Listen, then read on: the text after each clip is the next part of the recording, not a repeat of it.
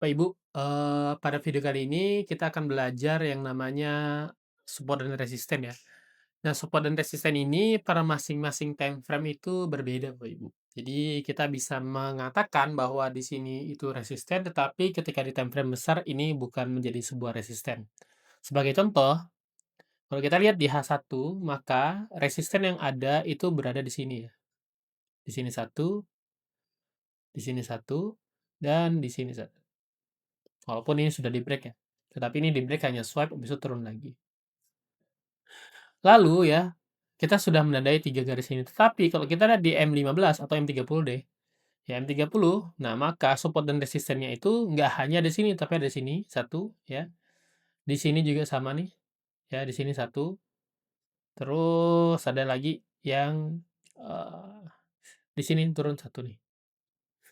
Kalau di M15 ya, satu lagi.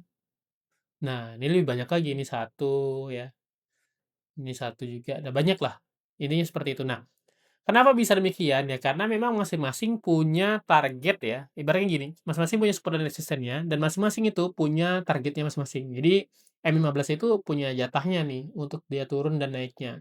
Kalau H1 punya jatahnya juga, M30 juga sama. Nah, sekarang saya pengen Bapak Ibu, mengajarkan bagaimana cara mengkolaborasikan ya, sinyal muda cuan ini dengan support dan resisten. Nah, kita matikan dulu ya. Nah, seperti ini. Nah, sekarang Bapak Ibu bisa lihat ya, kita tandai dulu, support dan resisten yang mana, anggaplah yang terbaru aja deh yang sekarang ya. Sekarang itu di sini satu, nah di sini satu, terus di sini satu ya, nah ini dia yang terbaru, yang ini ya, atau kita ubah aja ya, biar gampang, yang ini aja. Nah, 1, 2, 3, oke. Nah, anggaplah 3 ini aja ya. Atau kalau misalnya kita mau lihat yang sebelumnya, maka yang ini satu. Ya, terus turun ke sini satu, terus selanjutnya di sini satu, dan yang ini satu. Ini juga sama ya.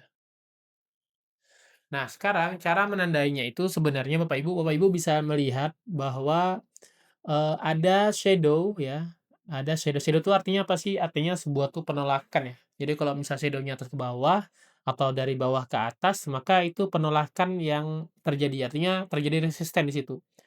Kalau semakin sering shadow-nya itu terjadi kayak gini, maka daerah ini akan menjadi resisten nih, untuk pergerakan candle barunya nanti.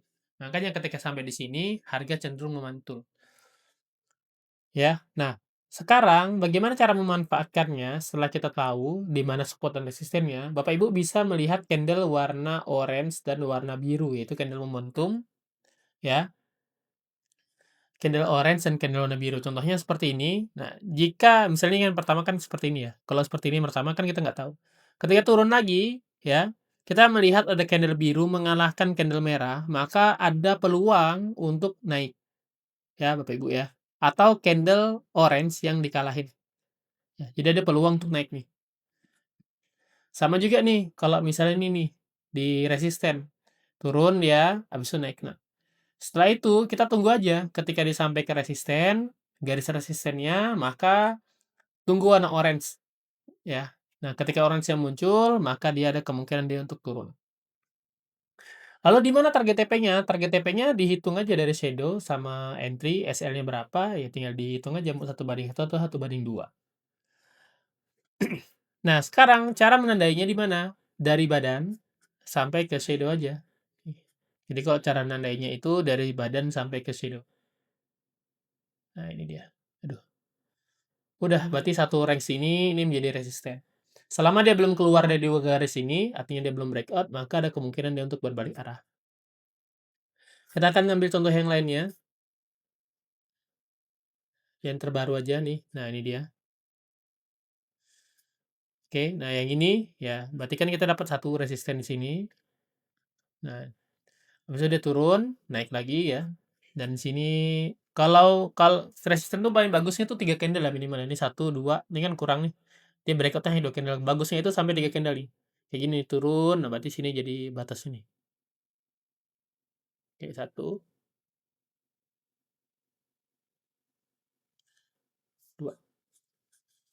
Nah, maka ketika nanti ini bukan menjadi buy limit atau sell limit ya Bapak Ibu ya. Kalau pakai buy limit atau sell limit itu pakai time frame besar aja. Tetapi kalau misal mau nyari, momentum ya, artinya ketika nanti harga nih sampai ke sini, ini resisten,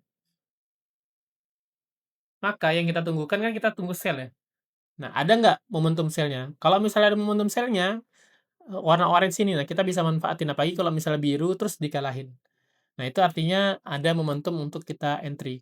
Nah, TP-nya di mana? TP-nya bisa ini berapa pip? 20 pip. Nah, anggap aja TP-nya juga sama tuh 20 pip. Ini udah 30 pip, dapatlah TP 1. Kalau mau TP 2 40 pip. Mau mau sampai TP 6 ya, itu tinggal dikalikan aja. Nah, seperti itu aja Bapak. Ini juga sama tuh. Nah, ini bisa kenapa ini bisa dijadikan resisten, bukan yang di sini? Karena ini sudah naik tuh. Naik, jadi resistennya naik, ini sampai berapa candle nih? Satu. Yang dihitung itu yang dikalahkan tuh dari candle yang sebelah kiri sini ya. Nah, sebelah kiri sini dihitung nih. Dia udah ngalahin berapa nih? Udah cukup banyak kan kalahinnya kan. Nah, artinya nih resistennya cukup kuat sehingga ketika ketika turun, naik ada peluang lah untuk naik ke atas seperti itu. Biasanya jumlahnya sama ya. Ini 70 pip. Nah, ini juga sama, 1 banding 1 dia. Oke.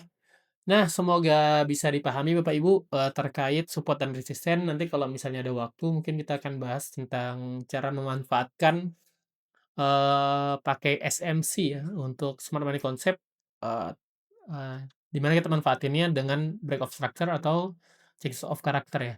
Tapi, kalau Bapak Ibu masih ribet ya, ngerasa ribet nih ada indikator gratisan untuk mencari support dan resisten, nah ini dia. Tinggal dicek aja kalau orange, nah berarti satu orange ini itu resisten misalnya. Nah sama juga tuh, cuman kalau ini kan, apa ya namanya, terlalu banyak warna-warni lah seperti itu. Jadi kalau lebih enaknya ya kita tandai aja. Nanti mungkin kita di mudah cuannya, mungkin kita akan, lengkapi mode misalnya gini, kita pilih mode itu yang nggak ada sama sekali. Jadi hanya mode volume sama momentum aja. Jadi di mode non ini. Jadi kalau Bapak Ibu pengen manfaatin untuk, support dan resisten, silahkan juga ya seperti itu. Nanti coba kita akan update juga lah mungkin ke depannya ya, mungkin, dengan kombinasi, Smart Money Concept plus, warna warna apa, candle volume dan momentum ini, atau support dan resisten juga nanti kita update ya di sini seperti itu. Jadi memudahkan Bapak Ibu untuk memilih nih kira-kira cocoknya itu, yang mana lah seperti itu. Bapak Ibu, oke ya, terkait ini ya, apa namanya, jadi kan kalau misalnya Bapak Ibu itu pengen menggunakan support dan resisten dengan label sebanyak ini ya, ini label sebanyak ini, kemungkinan kan bakal sulit ya. Maka cara menonaktifkannya itu bisa dicentang dulu semuanya, ya, di-uncentang, oke, misal seperti ini. Terus di bagian style-nya ini harus ada buy and sell dihapus juga. Dah, jadi kita bisa manfaatin ya, momentum candle-nya aja untuk analisa. Jadi kalau misalnya kita tarik garis misalnya seperti ini, nah kita nunggu breakout-nya candle orange atau, candle birunya yang dominan. Nah seperti ini kita bisa buy, ya. Jadi Bapak Ibu bisa lebih mudah lah, penggunaannya untuk support dan resistennya seperti itu.